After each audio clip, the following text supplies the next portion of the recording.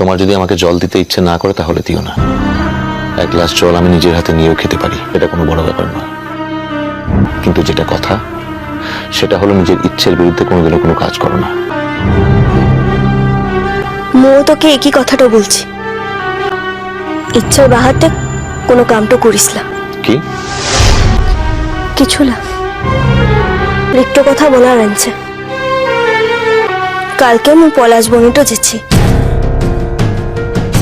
আমি তো বললাম আমি এখন যেতে পারছি না, একটা বিশেষ কাজ পড়ে গেছে আমার। মু তো তোকে যেতে বলি না। আমি না গেলে তুমি যাবে? হে, তুই তো মুখে বলেছিস ইকাটো যাওয়ার লিখে। সে বলেছিলাম ঠিকই, কিন্তু মনে মনে জানতাম যে তুমি যাবে না। ইটো জানার তো তোমার কোনো দরকার তো ছিল না।